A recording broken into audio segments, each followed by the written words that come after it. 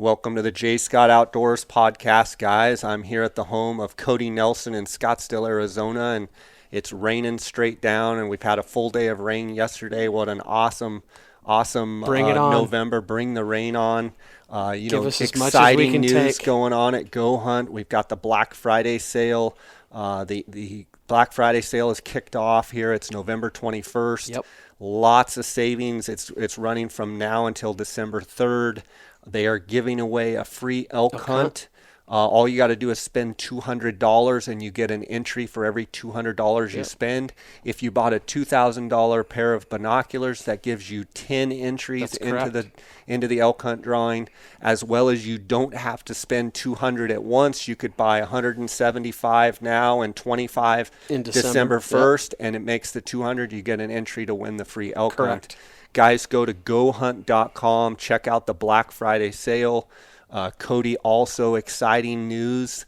Swarovski has got a sale coming For the, the 26th of November at 9:01 p.m. Pacific Standard Time. Standard Time on the 8x42 and the 10x42 SLC. $200 off. $200 off those. That's phenomenal savings. Yep.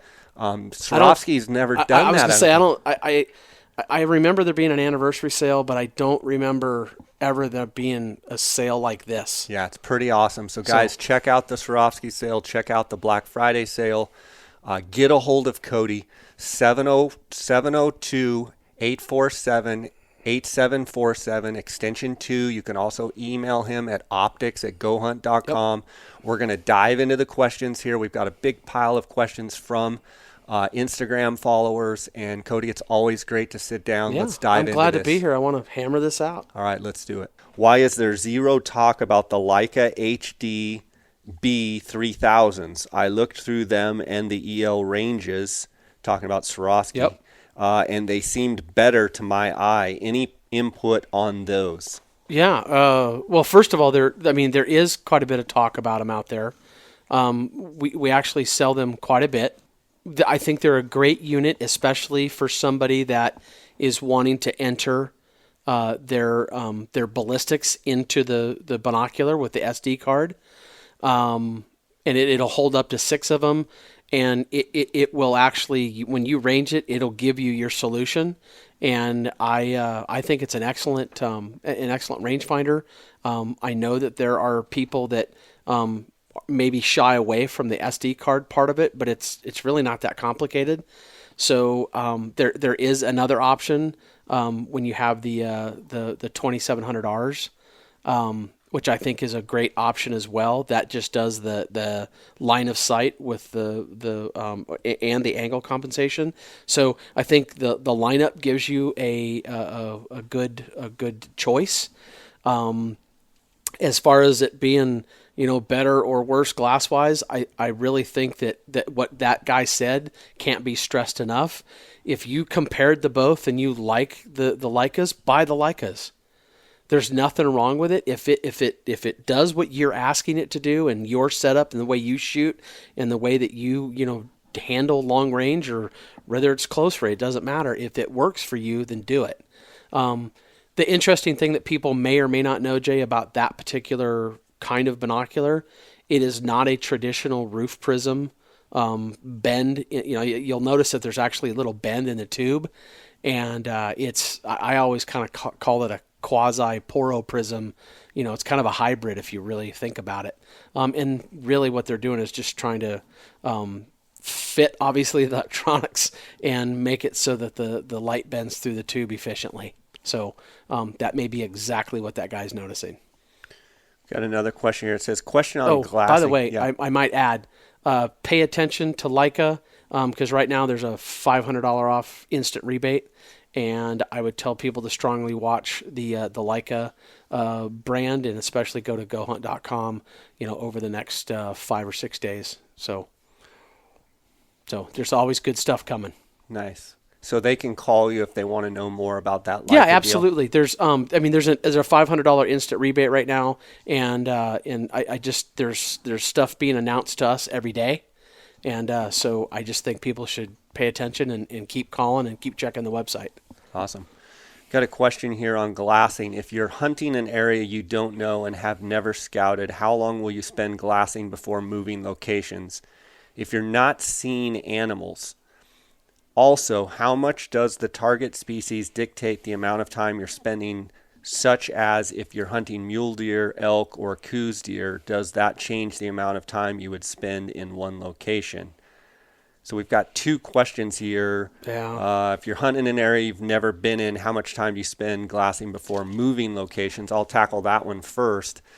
My first question before I saw the second part of his question was, what are you hunting? Yeah, what are you hunting? You know, if you're hunting elk during the rut, I'm probably going to be moving more, you know, glassing, hitting the open spots and trying to hit those areas. Obviously, if you're glassing coos deer, Right. probably going to spend quite a bit more time really focusing in on Yep. certain areas, specifically shade and, you know, bedded deer and that Well, type of one thing. of the things, Jay, is that I think is important to think too is like, you know, if you've done any pre-scouting to it, what is the area known for? So, Right. you know, if I've done any scouting and everybody says that this is a great part of the unit or a great area, like in, you know, maybe you should see a bunch of deer a day, that might dictate too, you know, how long I sit and you know, kind of wait it out. But Yeah. how much are you seeing? Have you checked tanks? Are you seeing, you know, have you seen tracks in the water? I mean, are you seeing, you know, scat? Yeah, if your Are you buddies seeing, told you that this is Yeah. a real high density deer area or Right. high density elk area, Right. if you're not seeing something, then that would maybe lend you to move more and say, I just Exactly. need to get into the pockets. Whereas if, you know, it goes to a second question where if you're hunting coos deer or mule deer that are smaller animals than say an elk, maybe you need to really focus in. I think that the part about spending time and how much time do I spend before I move, it's a gut It it's is. a gut deal. You just, what is your gut telling you? I think one of the things I have to fight is the grass is always greener on the other side. Right. Whereas half the time, if I would have just stuck it out, pounded it out for 30 more minutes, and spent a little bit more time, I think half the time when I say, okay, I'm done, if I said, let's just spend 15 more solid minutes, Right. that's a good rule of thumb. Well, you know, we have a common friend. Obviously, you introduced me to him, and Blake Cannon, who we had lunch with, and he texted me during the hunt, and I texted him back. I said, hey, because he was basically asking the same question, like, how long would you stick this place out? And I said, well, patience, patience, and patience. And I said, when you've run out of that, I said, may God grant you more. Because I said, I'm just telling you, like, I would stick these places out. That's just my feeling. And I think you can attest there's places that you know are good because you've scouted it. This guy's saying he's never been. But let's take it a step further in places that you've hunted before and you Right. know this area produces. Right. You know that there's good deer or good bulls in this area.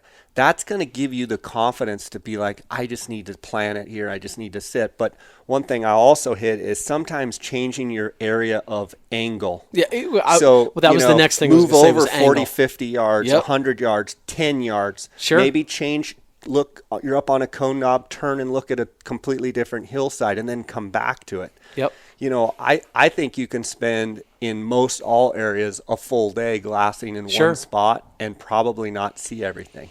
Well, and I hear it, you know, it's just in talking with guys, you know, at the shop and whatnot, and you hear guys talk about mule deer versus elk, and look, I'm, you know, I'm partial and biased to coos deer, and you know, whether one's harder to hunt than the other, I think in general one's harder to see than the other, and the bottom line is that some people, if you know your area and you know that you're not seeing deer in the places you should typically see deer, yeah, maybe it's time to change vantage points. So I think you know, another example is I had another guy call and talk to me about, you know, like southern Arizona versus, you know, central Arizona and coos deer. Well, you know, I was laughing because I was talking with another guy at the same, you know, pretty much around the same time, and we had just gotten off the phone with each other saying, I mean, like if you see 3 deer a day some days in central Arizona, like some places I consider day. that's a great day. Right. And if you saw a decent buck in there, that's an even better day. But if you go down south some places and you haven't seen 20, 30, 40 deer, like I'm starting to think like something's off. Right. So you just got to you kind of got to know the area in general what to expect. Yeah, and another thing is you've got to glass with confidence. So if you're sitting in a spot and you are just not feeling it, sometimes it is okay to just pack up your pack and say, I'm going to fresh country, go to another knob, and just, that doesn't say that maybe you don't come back. But what I do see is I think people move. They walk too much, Sure. they move too much, and they glass too little. Well, and Jay, it's kind of funny. This is kind of off on a different tangent, but it makes me think of a good scenario for people.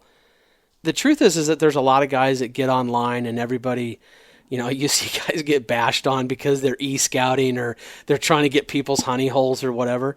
But I think that's a legitimate, broad question that if I were going into a new spot, I would say, hey, look, I don't want your honey holes, and I literally just want to know.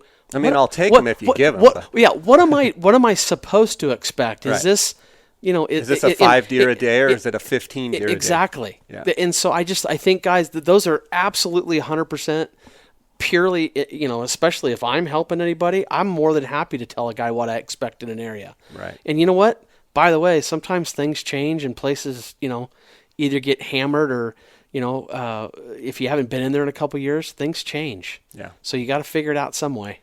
This is a question that doesn't really relate to optics, but I might as well just spit it out Sure. there. It says, hey, Jay, I've heard conflicting stories on where Arizona Game and Fish wants you to place the tag on your sheep. Sheep hunters used to always place the tag around the ram horn, but I hear they only want you to place it on the gambrel. What's your experience with this? Thanks, Dan.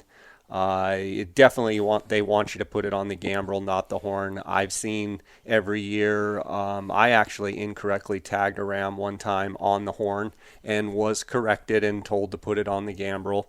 But yes, they do want you to tag the gambrel, whereas elk and deer, they want you to tag the antlers. Yep. So it is a little bit different. I don't think it's a mistake that the Game and Fish is ever going to you're not going to get penalize. in trouble. Yeah, I think they would be more educational about that than they Right. would. Yeah. But definitely on the gambrel. Okay. And you know what, Jay? You learn something new every day. That's the first time I'd ever heard that question asked or even thought about that. Yeah, it's a good question for sure. Next question is late season elk ? Glassing tips ? From Jesse. Looks like Jesse George 85.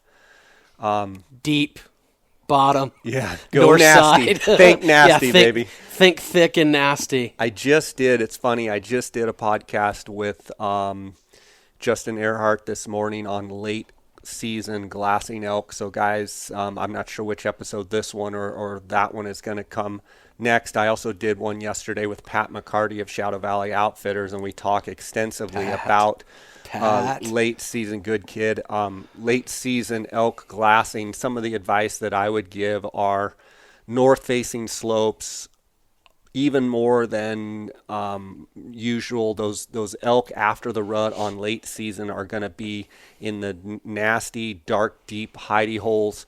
They're going to be in the thick timber. They're going to be in the manzanita. They're going to be in the thicker draws. The canyons. They want solitude. Yeah, they don't want to be messed with. They want to be left alone. Another tip would be and I get a lot of questions, if you're seeing a lot of cows and raghorn bulls, you're probably looking in the wrong place. Exactly. Once you find a bull pocket where you're finding, mature bulls, year after year, you can probably go back to that same type of country or even that exact pocket, and those same bulls will be right there. Normally, they want to have thick, secluded, north-facing slopes so they have lots of shade. I get the question a lot, well, what if it snows? What if it's cold? Elk don't get cold like you and I do. They're habitually routined. Their pattern is to go to north-facing slopes. It takes real cold and real deep snow for them to change their main patterns. Right. And especially if it's here in Arizona, that you might get that in the White Mountains or some of the bigger country, but a lot of the stuff that's like that Central Arizona stuff, it takes quite a bit to change them up. Yeah, and we don't have a migration. No. like people think we Yeah, might. I mean, you have to have seriously deep snow to have elk in Exactly. this state migrate. I would definitely be glassing into the sun in the afternoon. That goes with deer, elk, Yep. those animals for sure. We've got a V Varela _, straight spotting scope or angled spotting scope, pros and cons. You know what I find so funny about this question? Not funny. It's a common question. I think It's- we get it every I think time it's we the do it. most asked question I get, even like at the shop too. And so I never get tired of answering it because it's one of those things. If it comes up this common, it just means that Just we got to keep answering it keep because answering it. everybody asks the question. So And by the way, before we start that whole thing, again, it's not right or wrong. It's just there's certain scenarios where one might work better than others. yeah. So I'll give you my take, and then you can kind Yep. of play off it. Personally, I like a straight spotting scope. Yep. The reasons that I like a straight spotting scope is I feel like my target acquisition is faster with a straight spotting scope. I typically sit down, I have my tripod legs extended out, I've got my binos on the tripod, Yep. I find something with the binos, I click the binos off, pop the spotting scope on, and can be looking right at my target. I think the thing that you need to like the thing to stop and explain to people, if you found something in your binos, what I generally try to do is in the circular field of view that I have, I try to put that animal right dead smack dab in the middle. Yep. And I will lock everything down on the tripod without distorting that position of the animal in the field of view. I will very easily undo my my quick release, Yep. slide the binos out, and very gently slide the spotting scope in. And the reason he's doing it gently, folks, is he does not want that image to move. He Yeah, wants to be able to center the right. spotting scope and it be right where he left it. Yep. And that's important. Cody. And I always leave my spotting scope at the lowest setting, so it's got the widest field of view. And when I put the spotting scope in the rails and lock it down, I would really tell you that probably 99% of the time I'm at least within the picture. And then I can zoom in and go, okay, there was that discerning mark, or I can see the bull in broad daylight, or whatever it is. It's just the timing of it. And Jay, we've been in these scenarios where we're hunting or I'm scouting or whatever, and you see a buck at very last light and the buck's moving over a saddle, and you have to be able to tell, is that a buck we need to go back and look at, or Right. was it just a small something? Right. And when you're guiding or when you're doing that or helping someone, you have to be able to give them really good information. Right. So I think you and I both agree that when I've always said that when you're killing, and it means that you're helping somebody or giving them good information. For me, target acquisition is always paramount. Right, and I want to go back to the target acquisition. What Cody's talking about is having your binos and your spotting scope basically collimated. Yep. Right? That's the right Exactly. word. So when you go from one to the other, and that doesn't just happen overnight. You have to actually go out in the field and get your plates and get everything so that they're lined up correctly, so that when you switch Yep. from binos to the spotting scope, just like Cody says, they're centered in the binos. You pop the binos off, they're centered in the spotting scope. Then you go with your zoom. Sure. One of the points I think you make that's so important is that, and I do the same thing, I always take my spotting scope back to zero, basically to the low power. No 30 different power, than you're doing okay? with a scope or anything else. So I go back to low power so Yep. that every time I pop it up, it's on the widest field of view. Then it's, okay, there's the animal. Then I zoom in. I look at the animal, I assess the animal, and instantly, it's just routine. I take the zoom ring, go back to the lowest power. Exactly. I set it on my pack, and I put the binos, and I keep glassing. Yep. So target acquisition is huge. When you're sitting and you find a deer, if you start changing the angle of your body, if you start changing the angle of your eyes, which if you pop an angled spotting scope on, you either have to bring your body position up. Yep. You either have to lower or raise the center post, which most of the time is you have to lower it because of the angled spotting Correct. scope. So then you have to glass with your center post up 3 or 4 inches so that when you find a deer, then you have to lower the center post, drop it down. Well, guess what? That goes against what you were saying about centering the object in your binos and being able to easily slide your spotting scope there. You're now lowering the post, which moves your left to right as well as your up and down. Well, and Jay, the thing is that I think I've gotten feedback on this, people calling the shop or emails or whatnot. It's funny because some people they literally do you really think about this much? And the question is, or the answer is, absolutely.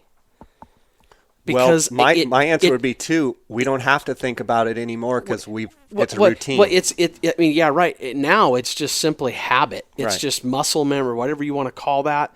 But I mean, look, the object is, and people ask me this all the time, man. Do you keep doing this? Guys, this is what we like to do. All we're trying to do is help people be more successful and be efficient. But and not, I don't even care about the kill, but I'm just trying to help you find more game. Right. And I think that this way that we talk about this is good. Now, I'm not going to lie to you. There are times that a straight spotter, that because of the length of it and maybe you have to back away, I'm not going to tell you that looking through a straight spotting scope is the most comfortable spotting scope to look through. I agree, 100%. But I'm going to argue with somebody on this. There's always somebody wanting to do this. Yes. I don't look through my spotting scope that much. Like maybe 15% of the time. Yeah, or less. Yeah. It's just depending on what we're doing, but it's more of a find it with the binos, classify it with the spotting scope, yank the spotting scope off, go back to the binos. Phone scope it. Do whatever we're doing, but then if we've discounted that animal or whatever we're doing, it's back to the binos and back looking for another one to do the same thing, and it's just rinse, wash, repeat at that point. Right. And so... And I would say that, what blows me away is I'm so adamant about a straight spotting scope, but there's people that will argue with me till I'm blue in the face, and that's fine because that's their prerogative. They get used to their own routine. But I would tell you, if I was teaching someone from scratch, there's no ounce in my body that would tell them go angled. Every bit of my belief would be absolutely go straight spotting scope for the purpose of quick target acquisition and not having to shift your position. Well, and look, if you're, I've had guys call and all they do is they shoot at the range. Well, totally different story. We're a totally different deal. Right. Or that they're a sheep hunter and they're always looking uphill. And that's fine too. We totally get it. I will tell you that I forced myself to use an angled spotting scope for a year so that I at least could say, I've done this. And while I was pretty good at it, and I could look on a mountain and move the spotting scope over, and I could be generally where I wanted to look, I wasn't as good as if it was with a straight. Right. But I'm not going to lie, it was pretty comfortable. Yeah. The other thing too is when you're digiscoping with a phone scope or whatever you're using, agreed. Having the angled, the way that the phone with the weight sits down on the ocular, it does tend to work better. So if you're doing it, I do a ton of digiscoping through a straight, but I would argue that if you're doing, if you're birding, if you're doing tons and tons of phone scoping, having an angled is not bad at all. I would say that from a Western hunter that is hunting deer and hunting elk and hunting antelope, and sometimes you have to make an executive quick decision that has to be right and correct and fast. Right. Speed matters. Yep. And from my perspective, using an angle, I am not as fast. I'm twice as slow using an angle. Now, over time, if I worked on it more, could I get faster? Yes, but I would argue that even if I used it for 5 years, I would still always be faster with a straight. I totally agree. And I get, when I go off on this, because I'm so passionate about my belief in straight, I get people saying, well, do you know that these companies sell more angled than straight? I'm saying, yeah, absolutely. I know, but I think a lot of that is because people aren't educated to doing it how we do it. And then people say, well, do you think your way is the only right way? No, but I believe I'm pretty confident that some of the best guys that I know use straight. Yeah, and the other thing is that stat is heavily skewed, let's say, because the birders, for the most part, buy angled. Right. So it skews the So numbers. so it skews. I mean, we're not talking about hunting. We're talking, but even so, because, and I know this because the typically the birders are not using their binoculars. They're using them handheld, but they're not using them the other way around. So, I would just sum this up by saying, our thing is that we appreciate the straight and get more out of it than an angled. Right. I'm 25 minutes in and my heart rate's already I know. up. What's up I with know. that? You need to settle down a little bit. This is from George Warner too. How do you keep your eyes from getting fatigued and tired during hours of long glassing? Tripod. That's first. I think if there's one single thing that will ease your, is putting them on a tripod and keeping them still. That's one. I think that you have to consider, when you're glassing, are you being affected by wind? You can use Bino Bandits. Are you being affected by, are you being affected by ambient light coming in and doing that to you? I think there's a lot of things that go into that. Like, I'll say this. I see a lot of pictures, and I'm in no way, shape, or form telling guys not to use certain products. But when I see, I'll just call it gear, hanging off of an optic, straps, covers, eye cups, objective lens cover, whatever it is, anything that you're letting the wind flap around in, Vibrate. I don't care how you say it, it's affecting your eye, because your eye, every time that glass shimmers, your eye internally, it's a muscle and it's causing it to work. Yeah. So by the end of a day, if you've kept your binos less still than the guy next to you, the next guy next to you is going to win. Well, and I'll also add too, it's just a fact. If you glass through higher quality optics that was my give next. you a Yes. brighter, Couldn't agree cleaner more. image that you don't have to squint, and it's just a solid image, your eyes, you're going to be able to do it for much longer. That's one of the reasons why I always recommend people, and you do too, buy the best binoculars you can afford one time rather than buy and buy and buy. Sacrifice for one great pair of binoculars and buy those. Well, my I don't know. I almost glorified myself there for a second. The statement that I've always said, and I continue to say, and I don't know if I was the first guy to use this exact phrasing or not, but here it goes. Buy the best glass you can afford, put it on a tripod, and slow down. Mm-hmm. If you'll do those three things, you will mitigate, and make it less, wearing of your eyes, period. So, and you know what? I'll say this. Hey, if you know you're susceptible to stuff, take a nap. Yeah, or pull your eyes out and look around and just let your eyes... get them reset. And by the way, there's nothing wrong with taking Visine with you. Clean them out and there's none of that's bad. Next question is Alexandre Viau, Viau. Hunt high country mule deer and elk. I already have 10x42 EL Swarovskis and Swarovski STS wide angle 65. Okay. Here's the question. 15s or STX 65 and BTX? Well, so it sounds like he's thinking of possibly upgrading, and he's wanting to know if 15s or STX. There's a couple scenarios there to think about. And my first inclination is to say, if you're hunting high country muleys or elk, I'm always thinking about starting to shave weight. Yeah. And there's a combination in there that works between the 10s, 15s, and the STX 65.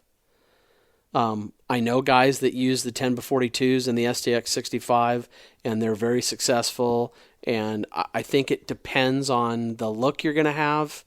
And I think if you know where you're going to be and you either need the 15s or don't need the 15s, I think that there's a relationship to say, or I shouldn't say a relationship, but there's a balance there to say, God, if you know you're really looking at a far place and you're going to spend a lot of time searching, throw the 15s in. But if a guy's going into a basin that he knows not a big, long look, and he might spend some time looking in the brush, but I think people underestimate how valuable a set of 10s at a spotting scope can really truly be. Yeah. So and I'm not, and by the way, I'm not discounting the BTX and the 65 or any of that, because there are people that if you hate looking through a spotting scope, well, the BTX and the 65 is a pretty good option. But at the same time, I use the BTX and the 85 or 95 mainly because I want to scout and look at big country and look for pockets of animals. So for that scenario, I would use them differently, and I would be leaning towards like 10s and a spotting scope to cut weight, and only if I was going to have some big looks would I put the 15s in. Yeah, and I mean, I would ask this guy, how much high country, how much hiking, how much weight savings do you have to do? Because a BTX way up in the high country, looking above, high country timber, or above the timber, if you will, above tree line, that's what I was looking for, can be phenomenal, because you could be glassing out there 3, 4, 5 miles up on some of those peaks and just catching this big buck glinting in the sun. Yep. And the weight factor of carrying that BTX in there is worth its weight in gold when you spot a giant. So, but I do agree with you on the fact that elk and mule deer typically are easier to see. Right. They're bigger animals. You can do a lot of damage with 10s. I'm a coos deer hunter at heart. I love the 15s. I pretty much glass with the 15s on a tripod everywhere I go. There are times when 10s on a tripod are phenomenal when I'm close in range, want that extra field of view.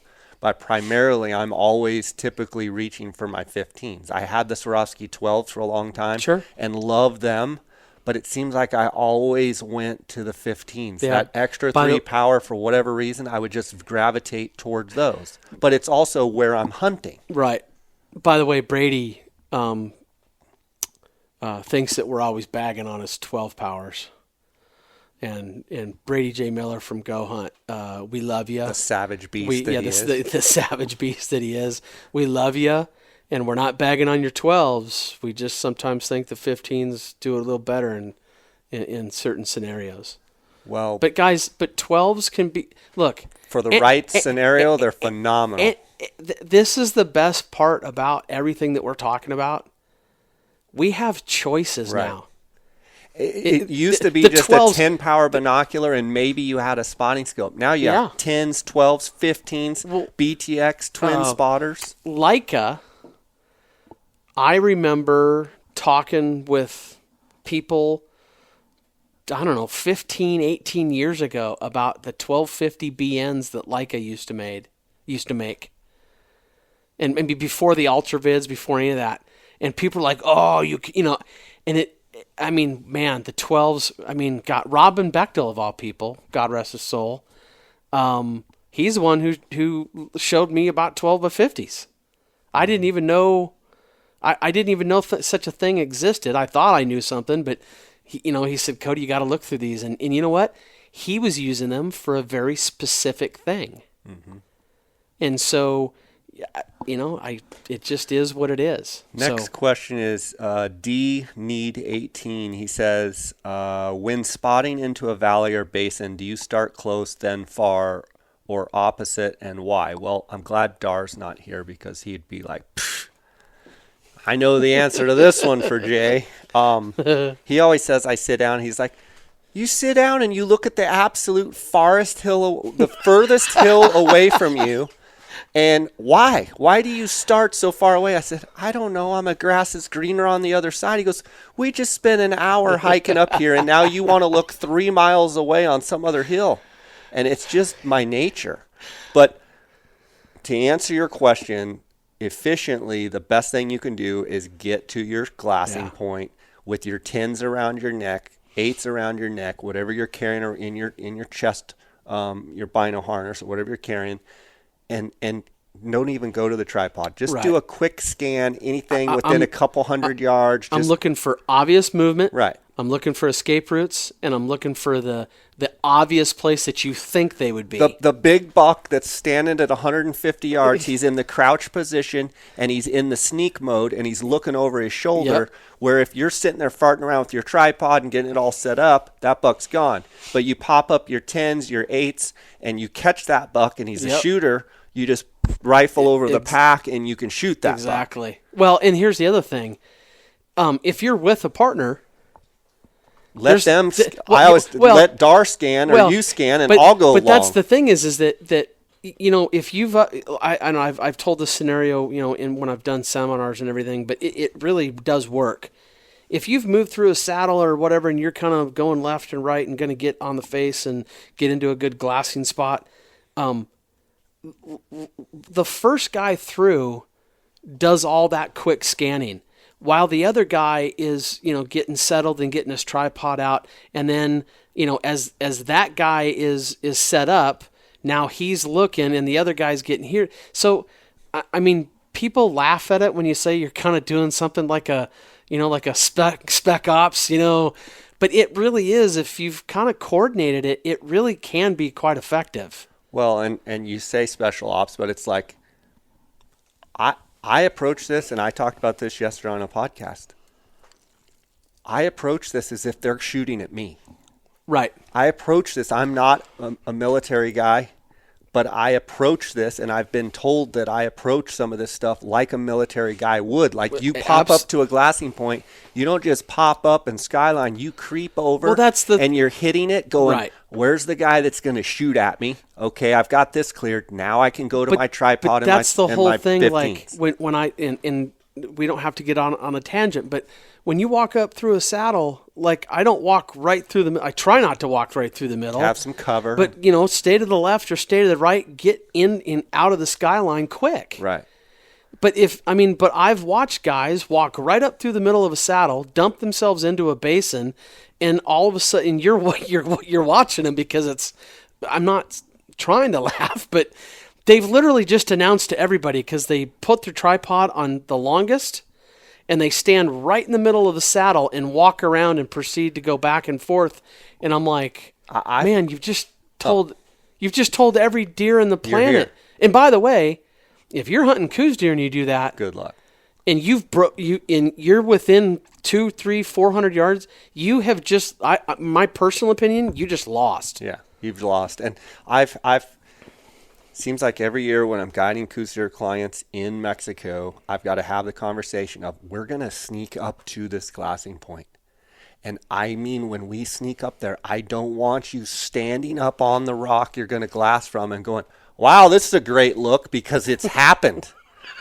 I mean, I'm creeping and sneaking and getting up there, and a guy will just start popping his tripod legs. Bang, bang, bang. This is a good look, Jay, in that voice. And I'm like, are you kidding me?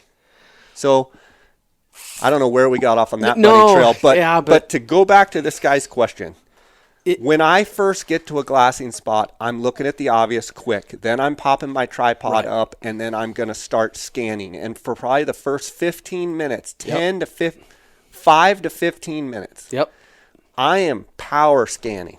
And I'm starting close in rifle range, any deer that might be trying to get away, any deer that might be just a gimme. And then I'm just scanning, fast, on my tripod. Escape routes, obvious. Yeah, open saddles, peaks, exactly. Yellow grass. Then I'm moving to the next ridges over, and I'm scanning. So for the first 5 to 15 minutes, every time I get to a new knob, I'm scanning close, further away, farthest away, then I'm like, okay, start back over. Exactly. Now I'm going to start going slow. And that, yeah, get methodical. Because how many times have you gotten to a glassing point? It's perfect timing. 2 ridges over, there's a buck chasing does that if you would have been slow and methodical, you'd have never seen them. Yep. So the first 5 to 15, power scanning and wiping, Exactly. wiping the canvas clean is like what I would call it. Trying to pick up those obvious things. Yep. Hopefully that helps. So yes, I would lean to looking close. Fight the urge to look far like I do. I've been known to sit down and see something 5 miles away, and then it's like, we just got here. We don't even know what's between here and 5 miles. Now we got to walk all the way over there. Yeah, the tangent, by the way, that we got off on was just like when you get into a new spot, sneak into it. Don't just announce that you're there. Right. It's just everybody, they'll figure it out. But a good rule of thumb is pretend like those deer that you're after or those elk that you're after shooting at you. I like are that. going to set up on a tripod and shoot at you. Yeah, I like that. If you think of it like that, you're going to act differently.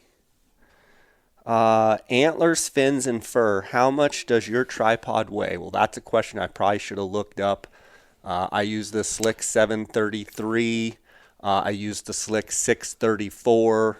Well, here's what I can tell you: the 733 and the VA5 are exactly last time it was exactly 4 pounds. Okay, so to answer your question, most tripods are going to weigh anywhere from 2.5 to 5 pounds with the head. If you go with some of the bigger, heavier duty tripods and heads, you're probably going to go over that. But that's why I like the Slick carbon fiber tripods. They're so light. And look, here's I kind of use this framework all the time. I use 2 different tripods. I have a tripod that's almost always in my bag. Yep, I do that's too. a lighter weight. I do too. Rig, and they both have the same heads, by the way. That's the 634 for me. Yep. Okay. And then I also have, I use some of my 055s for the bigger long range. Like I need things to be still. It's going to steady. be windy too. You might take the Manfrotto. Exactly. So I always have 2 tripods, and I will tell you that at my heaviest tripod, I'm in that 5 to 6 range. I'll just leave it at that. And on my lighter weight, I'm always in that 3 pound range. And I'm always toying and testing stuff. You have different center posts. You have different combinations. Exactly. So I just would say as a general rule, when you get below a 2 pound tripod, you're really going back to that guy's question about keeping your eyes, and fighting, to keep them steady. I think you're pushing yourself, because at that point, even when you touch it with your hands, you can constantly feel it moving. So it's better than nothing. Yeah. But you get any wind or vibration at all, you're basically defeating the purpose of even carrying it. Yeah. Go with a little bit heavier tripod that you can use even in windy conditions. I mean, I've used those Slicks 733 and 634 in lots of wind. I think they're one of the best balances out there. Right. This comes from, man, my eyes are not as good as they used to be. I'm thinking you need readers. Eel Lenvii, EALLINVII. Looking for the right upgrade to my 30-06, 1200 or less, function heavy U-Rock. So thanks for the U-Rock part. Function heavy, 1200 or less. I assume he's talking about rifle scope. I'm assuming rifle scopes, and he's 1200 yards and less. Yes, the OT6 will do those yardages. They used to be used in 1,000-yard shoots all the time. Or does he mean $1,200 or less? Oh, well, he may be. Now that I think about how you read that, it might be $1,200 and less. Right. Man, because 30-06 would typically not be known as a long range. There's a couple scopes that come to mind immediately. The V4s from Zeiss. Great scope. Lockable turrets, great scopes. You got 4 to 16s and 6 to 24s all in that $950 to $1,200 range with illuminated. So I would look really strongly at those. There's actually a free turret going on right now with the V4s, so I think that's a good thing to take up from Kenton, or offered by Zeiss from Kenton. The VX5, those scopes are going to retail right at the $949. You're talking 3 to 15 by 44. It's got a lockable turret. It's 2 revolutions. What's the manufacturer?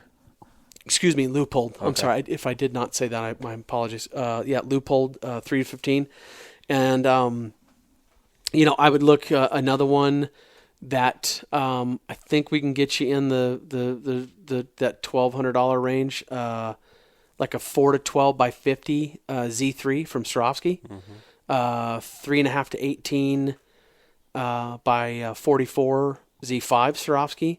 Although it's going to be in that $12.99. There's plenty of options to get him in a really good scope that's got really good glass and a lot of function for that $1,200. I hope he meant $1,200. Guys, you can simplify a lot of this too, and we appreciate the questions. We're happy to answer them, but understand that Cody does this every day. Make sure to give Cody a call, 702-847-8747, extension 2. You can also send him an email at optics@gohunt.com. But Cody truly sits on the phone all day and answers these types of questions. So make sure to reach out.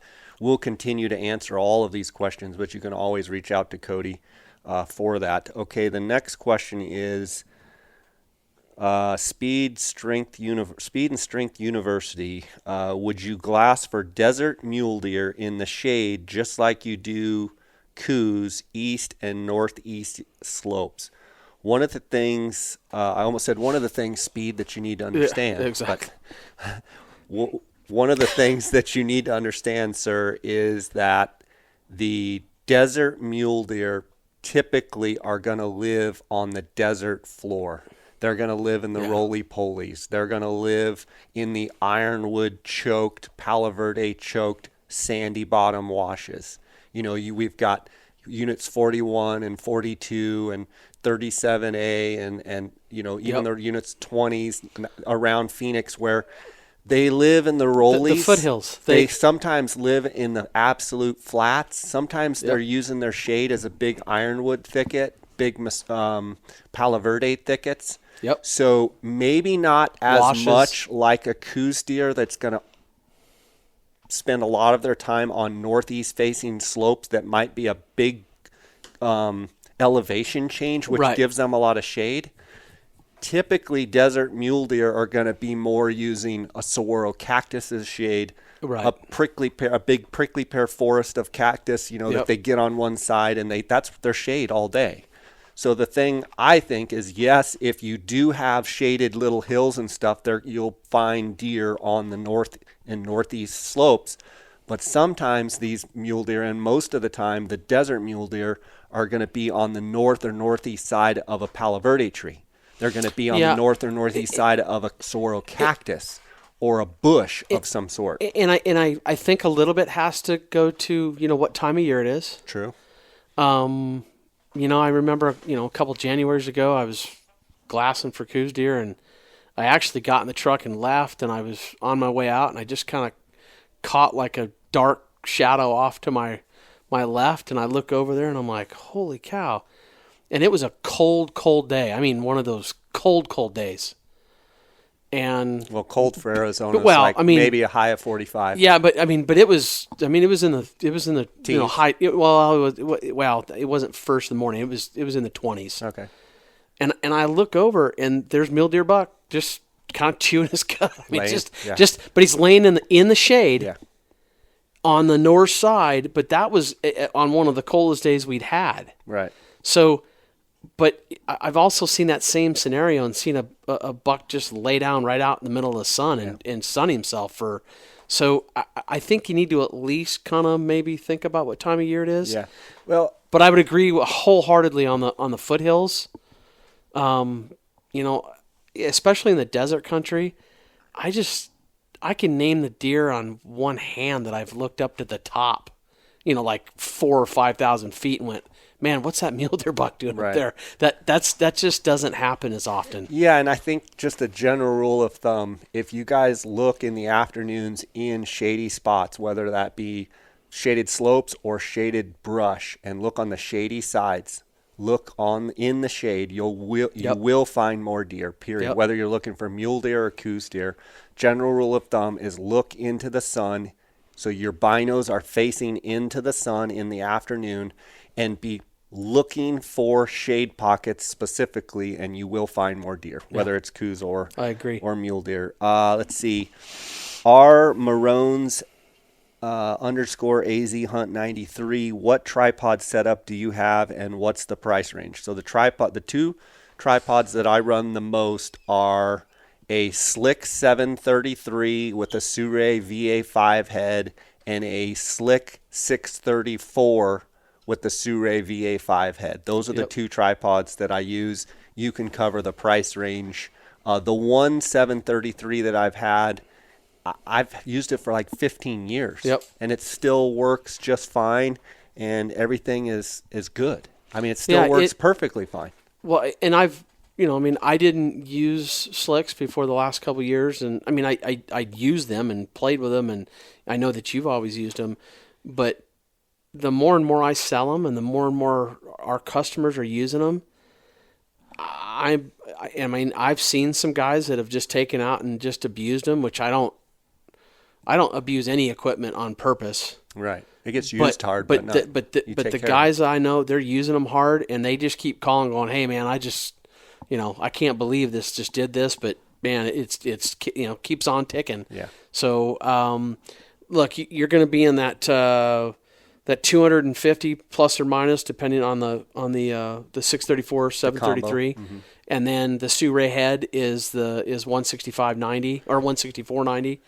So, guys, I want to point out too, the Sure VA5 head is absolutely phenomenal, and for the price point, Cody, I cannot believe that it's as smooth and it's as durable and it's as stable as it is. Someone that's used the 701 HDV for a long time, it's discontinued. Someone that used the 701 RC2, and now you've got the Sure VA5, and it is a smooth. I know people say, well, not everybody, but people will say, well, you sell those, that's why. And I'm like, look, But guys, you can sell anything you want. Well, no, but I can sell anything I want. I can bring in anything I want. Right. And by the way, I'm not bound by any contract to use I'm not. But if you go out in the garage right there and look at my tripod stable, I've taken heads that I've used and trusted for years and taken them off and put those on. Yeah. I've got a 701 HDV that's brand new, and you and I have talked about this, and I know Dar, that I think that that's one of the greatest heads made of all time. Right. I agree. And one that literally has been mimicked and copied. Right. Which is awesome. This one's But I'm smoother telling you that for $165, cheap, and the 701, it takes a lot for me to tell you that I have a 701 laying there in my desk. Yeah. I'm just, and by the way, it's Arca Swiss. Right. So I Okay. just think it needs to be, Next question is underscore Remy underscore May. Swaro 20 to 60 or 25 to 50 eyepiece for ATS 65. okay. Any differences besides a few feet of field of view? Well, yeah, that eyepiece actually's got the field. It's actually the way the lenses are made, or they're ground different. Now this is ATS, Yeah, right? this is the older series, Right. And it's it's a great deal. Now I'm gonna say this scenario, and I'm gonna tell people that this is what works for me. In the 65 model, I prefer the 25 to 50 eyepiece. I do too. Now, I know that there's about a $300 price difference in that eyepiece. With the 25 being more. With the 25 being more expensive, and I'll basically leave it at this. I think that the 25, being that you have that wider field of view, I'm not so much concerned with the bottom end on that spotting scope is I am that it's not what you gain on the difference between a 65 and an 80. Right. But when you go to the 60 power on a 65, I turn it back down to 45 or 50 anyway. You just can't and quite get it up. I think that 50 power, that 25 to 50 eyepiece is better at that 50 power than the other eyepiece. Yeah, and Cody, I used obviously the straights, STS, the straights, and the twin spotters, and it's got the 25 to 50. And when I'm on full 50 power, it's pretty stinking good. And I think that, and you've done it before too, when you just turn one eyepiece up and look real quick. All the time. And look, when you max out a spotting scope, there's very few spotting scopes that I'm like, oh, well, that's pretty good. I mean, the ATX, or any of the 95s, I remember the first day you called me from the field and were like, I didn't know you could turn a spotting scope up that high and still retain that. It was amazing. Yeah. Well, I just have always felt that the 65, now, on the flip side of that, if a guy's going with the 80, I don't have a problem with the 20 to 60. Right. That's the spotting scope by which all others were measured. More light now, and you're gathering more light, and it just does a really good job. So that's just my feeling on that. I like the 25 to 50 in a 65 for what I would consider a lightweight spotter. Next question is from John DMTZ. He says, tips for glassing trophy mule deer in mesquite country that's flatter with a few rolling hills. A couple things that come to my mind are get used to glassing with 10 powers around your neck. Get used to being able to pop up on a little knob. Well, I was going to say, get hammer, elevation quick. Yeah, hammer what you can and pop up to another little knob, or potentially find ridge lines that you can stay on the ridge line and work all the way down the ridge line, glassing left, glassing right, off both sides. The other thing would be find those desert cone knobs where you can gain tons of elevation, which is what I like to do in the desert, is get up on a cone desert peak that may take you an hour to get up on, and be able to look way out, miles and miles out. You look close, you look way out, but you can do 360. Right. So you're looking at those ironwood, Palo Verde, choked draws where the deer are, and you've got tons of vantage. The challenge sometimes is it's so flat, it's hard to get from the point you're on out to 2 miles to where the deer is, but that's where having a spotter comes in. It's funny that you said it, because when you say that desert cone, like, it makes me think of Greg Krug. Yeah. Just pounding the desert mule deer. With big binoculars. With big binoculars and just getting as much elevation and hammering them. Yeah. The thing is, you either go big and have to look really far, or you go the other approach of going with 8s or 10s around your neck, and maybe even having your tripod legs extended, which I don't like standing much, but sometimes if you carry your tripod extended with the 10s on it, you can pop up on little points and ridge lines and just keep bouncing from high point to high point. That's a good strategy. Next question is Sean _Kolowski 95. Which spotting scope did you use on your Dall's sheep hunt?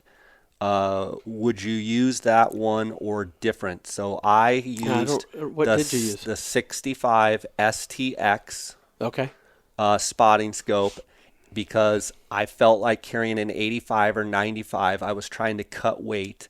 I felt like that was a great combination of what I would need, and I had tons of light on the Northwest Territories hunt because it never gets dark. Right. The Chugach hunt, I did not have as much light, but Lance, I knew, had his 95, so that was another reason why the 65 was the perfect combination. And guys, ask your guides what they're... Absolutely. I mean, talk to your guides and ask them what they're using and what you're bringing, and find out as much. It doesn't always work out this way, but ask the questions, because guys... I get it all the time. I'm like, well, I don't know what my guide's using. Call them up and ask them. Yeah, and the other thing, too, is a lot of times, just like when I'm guiding, I want to take my spotting scope, and I'm always going to have my spotting scope. When you're talking Alaska, you're talking the Yukon, you're talking Northwest Territories on a Dall sheep hunt, You might be able to not take a spotting scope if Right. you've already communicated with your guide and he says, I'm taking my Swaro 85 or my Zeiss Harpia or whatever, and you know you're going to have, or whatever spotting scope it may Right. be, and you can just cut out that entire amount of weight. One thing I learned with going Dall sheep hunting, which is a little different from here, is I typically like to say, hey, I'm going to go glass off over here, and even tell my client, you go glass off over here. They like to stay close. They don't like venturing Right. off and you go here, I go here. So pretty much all the time I was next to my guide, whether it was Northwest Territories or Alaska, and they have their spotting scope. As long as they have a good quality spotting scope, I might even consider Right. not taking one. Yeah, they the thing is I was going to say about your STX and 65. So I get that question a lot is, "Hey Cody, well, if you had the choice between the older or the newer," and I'll say it, the 65, okay, the 65 is not my favorite No. modular, Right. but I will tell you that with the new eyepiece, It's pretty good. Yeah. I'm telling you, you match that up against even the older 20 to 60 by 80. We might have a little talk about space and weight. The XTX is going to be a little heavier, but I don't know. Weight being equal, I'm going with the 65. STX. I think it's a great combo. Next question is Justin underscore the underscore edge. Quality, lightweight, bino attachment. Outdoorsman's, universal strap type. What do you use? Well, I think there's a lot of great options. I think the Outdoorsman's Bino adapter is a great option. I Yep. think that Bino adapter that you have right there is a great option by a new manufacturer. I think potentially using the strap. I know Brady Miller. I know Jason Carter. They use Lorenzo does. Yeah. A lot of those. They like the ability to pop it in and off. I worked at the Outdoorsman's for 7 years or whatever it was, and my time there was awesome, and I learned so much about different parts and connections and yes, the Bino adapter and the studs, that is a great system and it works. Being now that I've done some different things, I've realized that there are people that really like to use the Swarovski strap or the it's called a UTA, $114, great system, And it's adaptable to several different binos. It's adaptable pretty much to any bino. Right. So a lot of people like to use it just because of the word. It's universal. You can strap any bino in there, except for bigger poro prisms like the old doctors wouldn't Right. work in it. But or Leica has their what's called the Stabilite. Again, that's I think you're still at that 115 range or 109. It's actually 109. But the bottom line is that guys, it's all about getting your binos on the tripod. So there's bino adapters that now are on Amazon. There's the Outdoorsman's, which the Outdoorsman's has a bunch of different studs that you can use with different binos. They have a tall and a short bino. There's just a ton of stuff out there that you got to go look. A lot of great options. I recommend call Cody. He can go through the options with you, and he can help you find the right one. And one of the things just to say about that, I don't know that I care as much about weight on those. For stability. Because all I care about is getting the binos on there. I'll take the weight. Right. Once you start using those systems, I'll take the weight. Next question is Hunt.Martin10. Do you ever grid with your spotter, or do you locate animal first, then use spotter to identify trophy size? Oh, that's easy. So my answer to that I never grid or glass ever with my spotting scope. I never. Not one time I do. The only thing I'll ever do is if there's a slope that Way is out there. that I know I've seen deer before, I will take a moment and put Just hit the slope. But we're talking put it on the field of view and turn up the power, and I can scan with my eyes, so to speak. Right. And do a quick deal. But most of the time it is absolutely with the binos and then back it up with the spotter. Yeah, me too. NM Bowhunter 727 and says top 3 all around range-finders. Phew.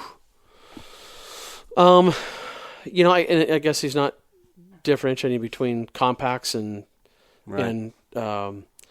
look, I use especially like right now I've been using the Swarovski EL range.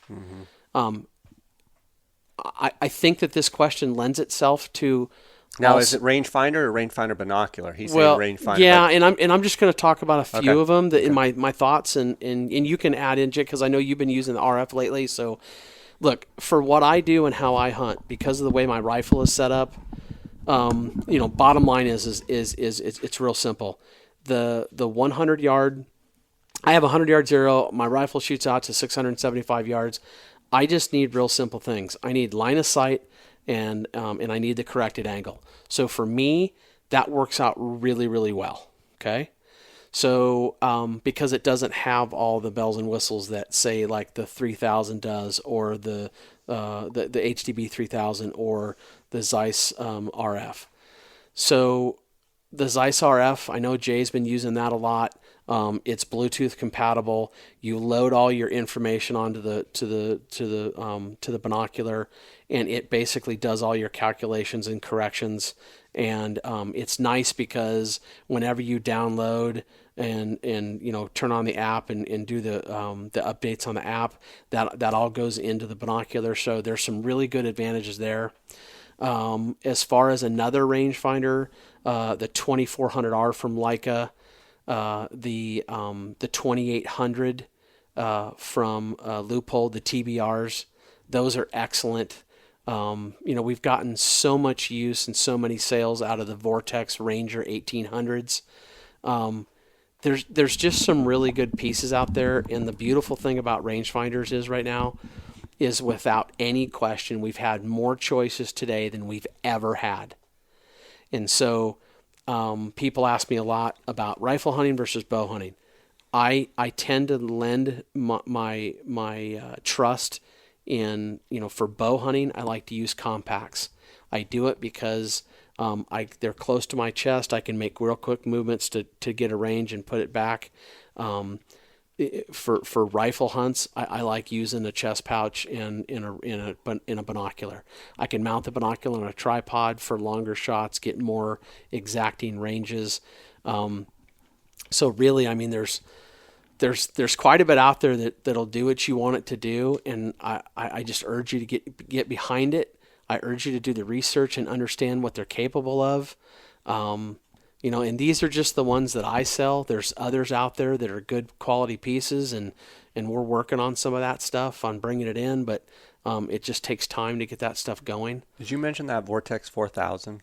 I didn't because I've been using it. It's pretty slick. Well, I know you and Cordova have been using it pretty much the whole time on the OT6. Yeah. And I have not personally used it in the field. I mean, I've played with it and I know what I'll do, but I will be interested to hear what you guys say at the end of the Coos deer season, and after you've had a bunch of time behind it. I think it's a quality piece. It's got the razor glass in it, and it does everything that the 1800 will do and more. So again, you got the Vortex 4000, and you got the Ranger 1800, you got the Loophole 2800. TBR, there's a 1600 TBR, and then there's I use the 1200 forever. Yeah, I mean, so there's just so many options that we just didn't used to have. Right. My personal favorite of all the compacts is the 2400R from Leica. Again, it's the line of sight and the angle compensation, and then the EO range I like for my rifle hunting. Mm-hmm. So yeah, I think there's a lot of options a guy can look at. Next question: Who _Scott 559 best affordable head for glassing? I think we've already answered that. The Sure VA5. Yeah, blown away with that head. And I'll tell you what, I'll throw another one in there because I get asked a lot about economic. People need something less expensive or whatever. I will absolutely go. I think that this is one of the best values on the market. I think you get way more out of this than what can possibly be and you have to go use it to understand. Right. I've also had some of the most experienced people And in the he's business. holding a Sure VA5. Yeah, I mean, sorry. I've literally had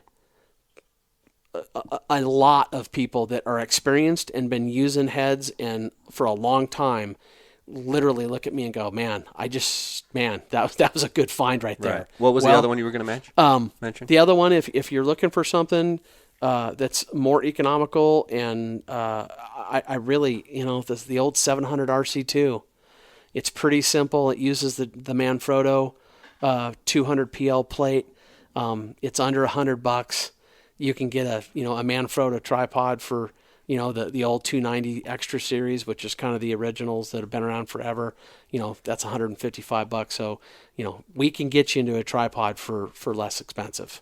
So if that matters to you, but my money's going to the Subaru VA5.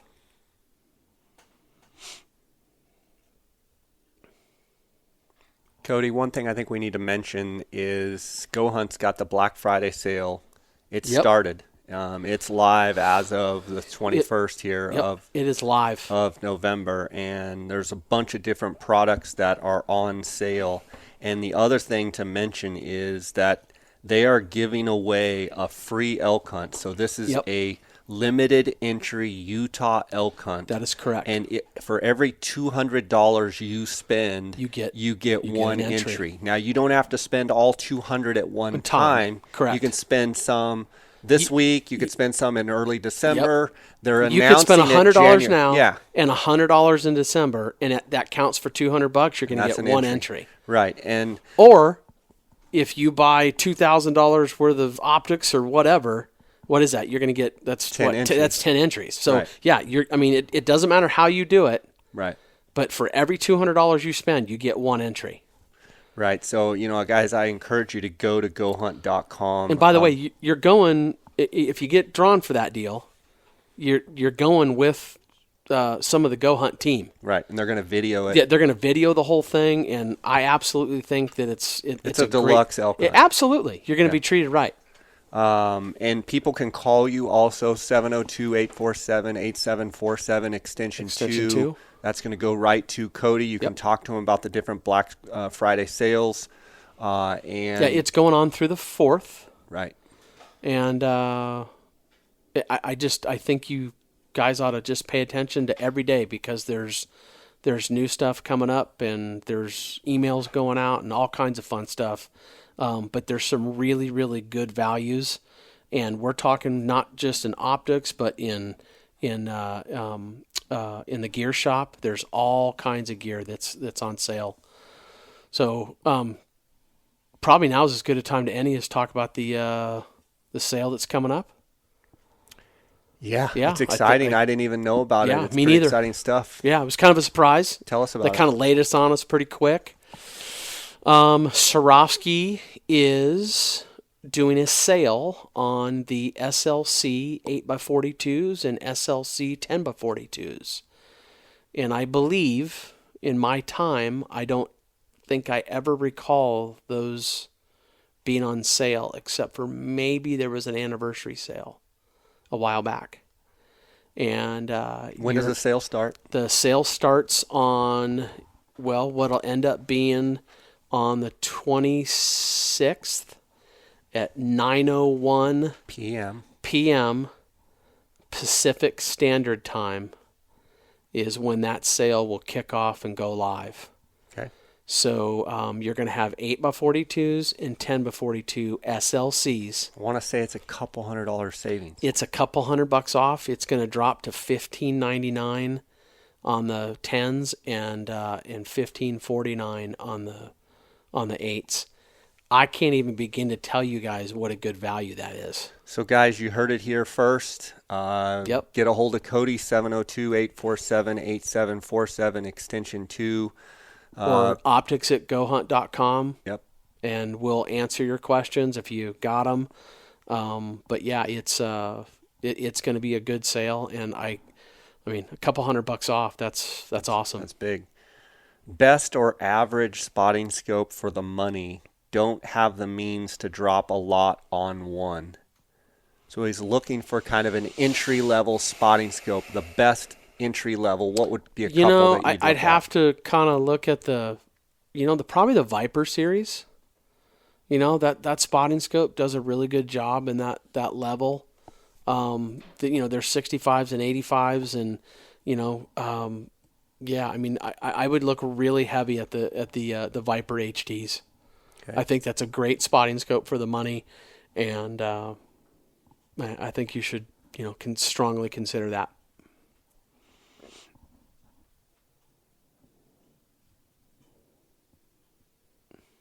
Cowboy Bruce asks, why do you use 15 powers instead of a spotting scope? That's kind of an, Well, I'm going to be honest, that's kind of a it's different question. yeah, it's a Is he asking me why do I use 15s instead of a spotting scope? I don't. I use them both. I use the 15s and the spotting scope. I use the spotting scope to classify and verify what I've spotted with my exactly. 15s. I think to me it's an efficiency thing because the 15s allow you to look at such a long distance with both eyes open, comfortable on a tripod, and then I'm literally using the binos 85, 90% of the time, and that's allowing me to find those pockets of deer or movement or bedded deer or whatnot. And I just think it's an efficiency thing. I think if nobody's used them, God, beg, borrow, steal, try to get out and use them, because people really, until they've used them, they just don't quite understand how effective they are and how well you can see things at those ranges. And I'm talking, to 1,000 to 15 to 2,000 yards, and sometimes beyond. It's not uncommon to see things at crazy distances with a set of 15s. I'm thinking that answered his question. You know, we've got a final question here. It says it's kind of unrelated to optics. It's from Landon Boomsma. Have you ever tree stand hunted whitetail, in what state? So I do have a quick funny story. Yes, I have. Tree stand whitetail hunted one time. I went to Wisconsin. My wife is from Buffalo County, Wisconsin, which I was told at the time is one of the best counties in the country for Right. big whitetail deer. Sure. Which now I've done more research, and it truly is one of the best. Buffalo County, Wisconsin is known for giant deer. Yep. We went out there to visit her folks, and this is years ago, 10 years ago or more, maybe 12 years ago. So I thought, well, shoot, I'm going out there. It's Thanksgiving time. Me, I'm like, maybe I can get a hunt in, see if there's anything close. So I talked to this outfitter, and he said, yeah, I can. I've got a spot for you. So I go out there having no idea what to expect. This may go back 12, 13 years ago. Anyway, I buy all of the, every piece of gear you could get to sit comfortably in a tree stand. And I get there, and the guy says, okay, we're pulling to this kind of field by this old barn, and it's dark. And he says, you're going to walk. So there's snow on the ground. He says, you're going to walk with your headlamp, and you're going to walk along this fence row, and you're going to keep your eye on the tree line on the right. And there'll be these little glow in the dark little stick-ons on the trees, Little and cat eyes. you follow it until you find a 3 dot. When you find the 3 dot, take a right there, and then start following your dots all the way to your tree. So I'm thinking, okay, I'm a map guy, but there's no here's your Onyx map. Onyx wasn't even out then, but no topo map, nothing. Right. Just follow the dots. So I'm like, well, I can do that. So I'm walking along, crunching in the snow, crunch, crunch, crunch, crunch, crunch, crunch. Get to the 3 dot, turn, go down this little ridge, keep following. Boom, there's I think it was a 5 dot is right where your tree's at. Boom, okay. So he says, when you get there, there'll be a string. Tie your gun to the string, and so when you get up there, you can hoist your gun up to you. So I'm like, okay. He's like, make sure the gun's unloaded. I'm like, yeah, okay, that's a key point right there. Gun's unloaded, tie the little string on, and okay. Then I look and realize I've got my headlight on, and the tree pegs are iced over. Oh boy. And I'm thinking, and I'm not much for climbing in heights in the first place. I've never been in a tree stand. I do have a safety harness that, he's like, you need to get a safety harness. So I went and bought one of those. So I start climbing up the tree pegs. I get up to the tree stand and I'm way up there, For someone that doesn't climb very much and hasn't climbed since I was a little kid climbing trees, I'm way up in this tree. It's dark and I'm going on icy pegs. I've got every ounce of clothing that I could imagine on. Looking like the Michelin Man. Look like the Pillsbury Doughboy. And I get up there and I'm trying to understand the pegs didn't go past the tree, the platform section. It was like the last peg and like the platform's way up here. I'm like looking up and I'm looking at it and I put my hand up there and it's just iced over. I'm like, oh my gosh, this isn't good. So I get up there and I'm looking and, I've got my headlamp on. It's still dark. And I'm trying to figure out how I'm going to go from my foot on the last peg and go up onto an icy platform, which, by the way, the platform is probably only 18 inches across and it's probably only 20 inches, 22 inches deep. Oh, and I'm thinking, this is... So I finally get my leg and I stretch out and I think, wait a minute. I'm going to put my safety harness on first because this just doesn't look good. So I strap my safety harness on so at least if I slip or fall, I'm not going to fall 30 feet. So I finally get up and standing on the platform and I realize that he says when you get up there, there'll be a seat and just fold it down. There's no seat. There's a metal pole thing that comes up, but the seat's gone. So now I'm up in this tree stand. It's dark. I'm standing on a icy platform. There's no seat. Oh boy. And it's starting to get gray light and I'm thinking, well, what? I'm going to climb down now? Because there's no seat? I said, no, surely maybe I can just stand up here for a while, at least for maybe the first hour, and maybe a deer will come by and I can shoot it standing. So I go, okay, I got to get my gun.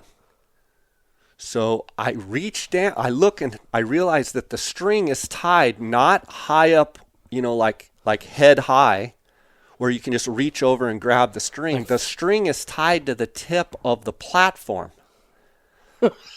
So I've got my safety harness on and I go to reach down by my feet because it's tied on the platform. Oh boy. And now I can't reach it because my safety harness is holding me. So I have to loosen my safety harness, finally get my hand under the string. But I've got everything I own on. So I've got, 14,000 layers. And now, believe it or not, so picture it's tied down by my feet. I'm holding on so I don't fall out of the tree. With my left hand, I'm trying to get some leverage on the rope to get some momentum to start pulling it up, right? You would think you could just deadlift, but you got that much string. It's actually pretty heavy. So I start kind of crinkling it in my fingers, and it's cold. It's icy. The string is iced over. And I'm trying to get some leverage where I can then use two hands to pull it up.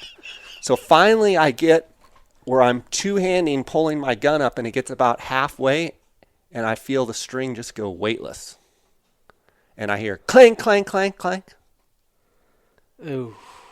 That's not a good sound. And my gun anywhere. clanked down the pegs and the tree. A squirrel or something had bit, we guess, the string, the little small rope, and disintegrated it. Oh, God. So now I'm like kind of upset. I'm like, I don't have a tree seat, nothing to sit in. Now my gun's down there on the ground. Now I have to get out of this, repeat the whole process, and climb down there. It's getting gray light, and I hear shooting going on all around. And people are like, oh, yeah, first opening day of Wisconsin deer season, or Saturday. I think it was a Saturday of deer season. It's like a dove shoot because you can buddy hunt in Wisconsin. We can go 4 of us, and I can shoot all 4 deer for us. God. You can buddy hunt. So if you run into a herd, you can shoot them all. So 4 tags, 4 deer, doesn't matter. So I go climbing down this tree. I had a little backpack. I'm like, I'm not going back up there. I'm just done with this whole thing. So I climb down the tree pegs, and I get my gun, and I look, and I'm like, everything looks okay. So I'm like, I'm just going to sit here at the base of the tree. So I sit there for about an hour, and after about an hour, I said I hadn't heard or seen anything. other than shooting all around. So I walked back, went to the field, came to the barn, and the guy said, "What are you doing? I told you not, you're going to sit there all day." I said, "Buddy, I followed your directions. I got to your tree. I went up the pegs. I got to your tree seat, and there's no seat. Then I went to pull my gun up, and a squirrel has eaten the string, and the gun fell." I said, "There's got to be a better place for me." So that is my Wisconsin deer hunting story. So I have sat in a tree stand exactly once. I did it on the Kaibab on an early hunt. And I'm not going to tell you that it wasn't exciting, but I've never done it again since. I mean, I think there's times when tree stands would be awesome. I think there's some elk wallows and stuff that you can have a lot of fun. I think it would be amazing. And I know people are going to say, "Come hunt Midwest with me. We'll have a better experience." And if that was just my one experience with tree stand I've got a standing invitation to a friend of my dad's. I can come any season that I have available that, I can go back to Missouri. And I want to go. I just haven't found the time and just had been able to go do it. But some of the bucks they kill, holy smokes! Yeah, oh yeah. I mean, this is in the very northeast corner of Missouri. Yeah. They call it that tri-state of Iowa and what is it, Illinois? And yeah. There's that tri-state, whatever they call that, and it's right there in that country. And some of the bucks that they kill are absolutely gargantuan. Yeah, yeah. And they're just, they're big deer. Guys, thanks for listening to our stories. Hope we were able to answer some of your questions. I want to encourage you guys to get a hold of Cody at 702-847-8747 extension 2. He is working hard, and I'm pushing hard to get him to be extension 1. But he is still extension 2. Still extension 2 and like it. And he likes his position there. So make sure you reach out to him, optics@gohunt.com. Guys, don't forget the Black Friday sale. Don't forget to $200 get you an entry into that elk hunt.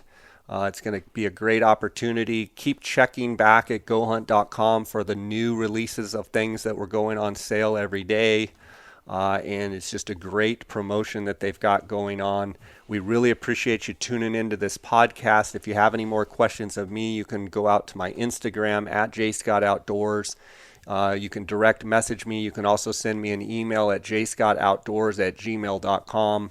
I appreciate you guys' loyal support, and we're going to do more of these Q&As. So I look forward to it. Cody, keep doing what you're doing. Yeah, thanks for having us. I get so many people. As a matter of fact, I have one right here that I'd like to read to you. I don't know if you saw it. Just an awesome. He says, "No question, but I wanted to extend a thank you for the podcast and advice on glass. I got a pair of 10x42 SLCs from Cody at Go Hunt this summer, and they absolutely made a difference when stalking in and chasing deer in the western South Dakota. I was skeptical of the difference from my Vipers until I had them in the field, and I immediately was able to tell the difference picking out such small things like ears and antler tips. I don't think I would have had easily before. Cody does an awesome job. Thank you so much for introducing me to him." I get messages like this every day, if not multiple times a day. So I really appreciate you taking the white glove service that you give to the customers, all the customers, not just the J. Scott Outdoors listeners, but all of the customers. It's a testament to who you are, and you've been a great friend. I was in your wedding, but it's how you've always been. And so it's nice to see you as, this guy. When I'm getting messages, I'm wherever I'm at, and it's Cody's taking care of me. Cody's taking care of me. Cody answered my question. Cody went above and beyond. And guys, I just want to tell you, that's the type of guy Cody is. And I honestly get multiple messages daily about the service that you give. So I just want to hats off to you for that. Well, thanks for coming on the podcast. Kind of choke up on feel good on that one. Yeah, it's good stuff. Well, so I appreciate just keep it up, keep the pedal down, and I know you guys are just doing great at Go Hunt. Just tell those customers keep checking the website. There's sales and there's stuff being released and depending on the vendor and depending on certain things there's certain release dates for all of them. So just keep checking the website, Yep. keep looking at your emails, check all that stuff out because it's changing daily. So, but yeah, there's sales going on literally. I think it's the 4th, and some absolutely smoking deals. So I appreciate the opportunity. Check out the Swarovski stuff on the 26th at 9:01 Yep. Pacific Standard Time, $200 off. The 8x42 SLCs, 10x42 SLCs. That's never happened in my time anyway. So, Buddy, thanks for everything. Keep thank it you up. very much. God bless. Appreciate it. You too, Jay.